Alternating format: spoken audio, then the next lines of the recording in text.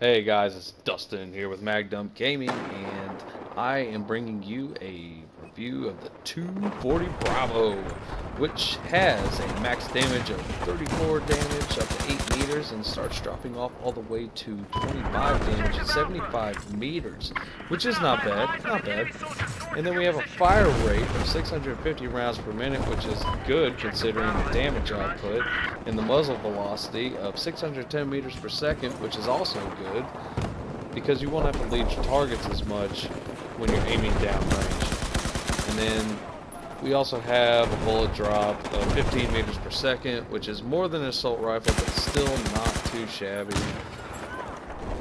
A reload time of 6.2 seconds, no matter what. Keep that in mind. No matter what, empty or in the chamber, still.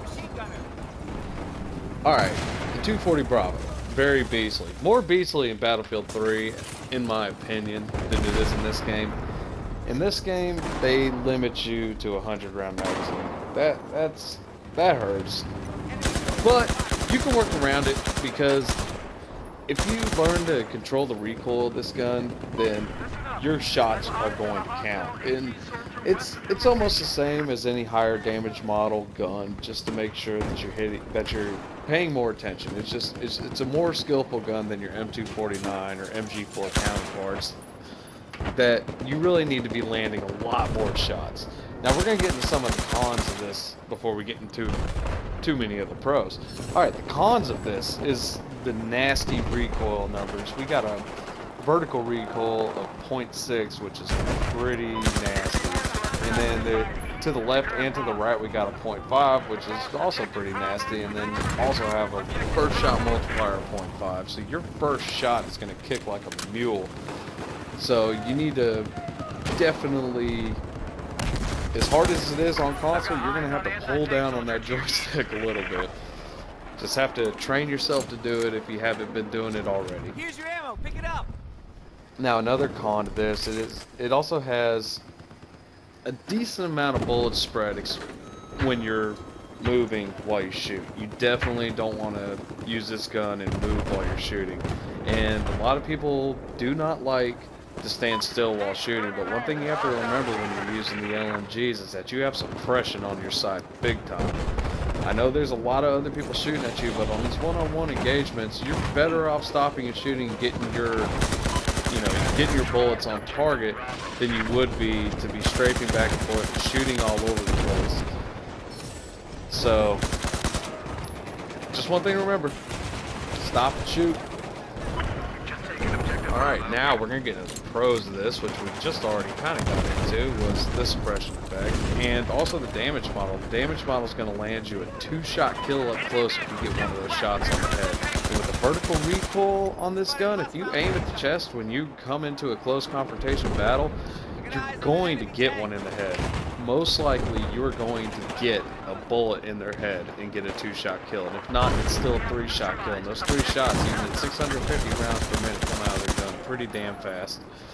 So what do we have with this weapon? We've got an LMG with 100 rounds with a ton of damage that you're going to be able to lay people out with, because when you start shooting, they're not going to know what's hitting them because they're getting suppressed so bad.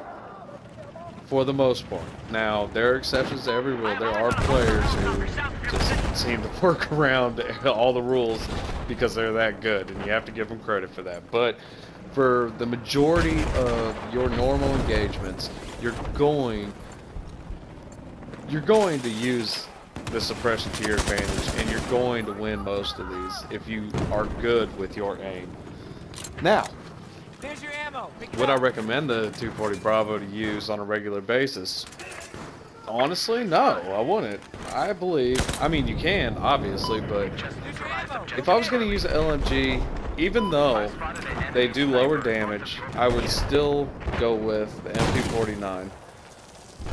I like the way it plays a little bit more, but if you feel like challenging yourself a little bit and seeing if you're really on top of your game, definitely the 240 Bravo. Pull it out, give it a shot. And it's also a little nostalgia from its glory days in Battlefield 3.